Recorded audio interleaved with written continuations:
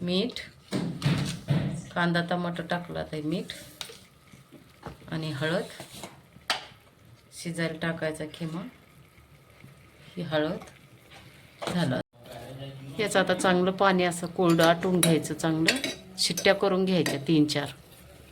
पाणी सुटलंय, आता सगळं आटून घ्यायचं तडतड करून. नंतर याला थोडंसं एक अर्धा ग्लास पाणी, 1 किंवा 1 ग्लास टाकून झाकण बंद करून द्यायचं. शिट्ट्या घ्यायच्या मग 4. खिम्याच्या भाजीसाठी तयारी. छोटीशी वाटी घेतली मी, काप करून घेतले खोबऱ्याचे. ही दालचिनी, हे फूल, हे लवंगा मिरे, हे चक्री फूल थोडं, हे शहाजिरा, ही खसखस, हे साधा जिरा, तेजपत्ता आणि इथं मी लसण घेतला, इथं अद्रक घेतली. साध्या सिंपल पद्धती तडतड होतंय. सगळं हे तडतड पाणी करून घेतलं ना म्हणजे वास येत नाही मग आपल्या मटणचा जास्त. तडतड झाले किंवा छान असा. नंतर पाणी टाकायचं त्यात 1 ग्लास. आता यात मी 1 ग्लास पाणी टाकते आणि झाकण बंद करून घेते.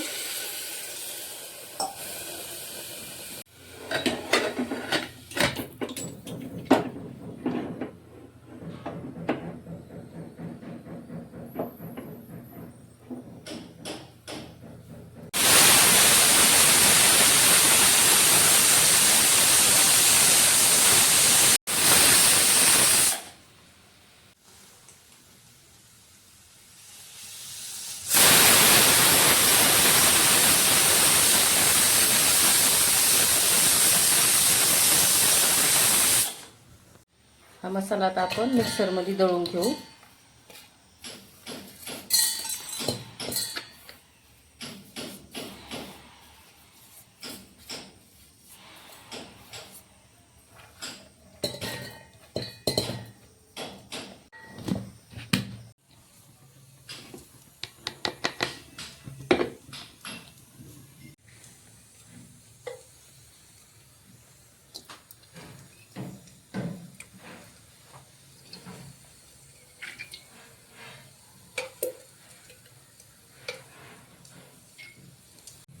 तेजपत्ता थोडासा,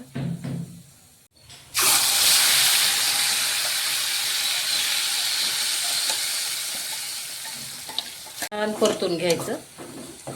याच्यात पुन्हा मिरची पावडर, हळद ॲड करू आपण. त्याला छान परतून घ्यायचा आहे मसाला. ते आता आपला मसाला तेल सुटायला. आता याच्यात मिरची पावडर टाकू, 1 चमचा किंवा 1.5 चमचा, आणि हळद चमचा भरून.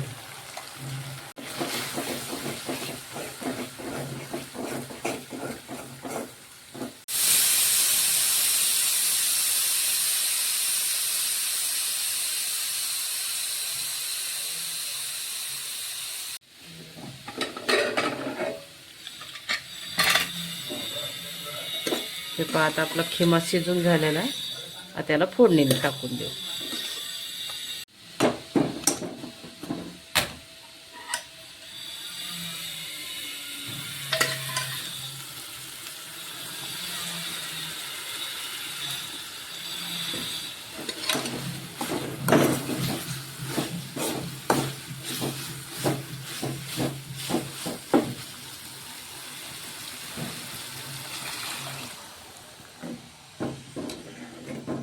चवीनुसार मीठ. आता ह्याच्यात आपण कोथिंबीर टाकू.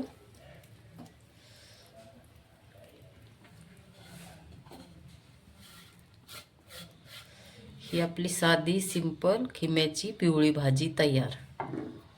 तुम्ही पण करून बघा अशीच आणि खा. आपली खिम्याची भाजी अशी पिवळ्या मसाल्याची साधी सिंपल पद्धतीत तयार झाली. तुम्ही पण अशीच करून पहा.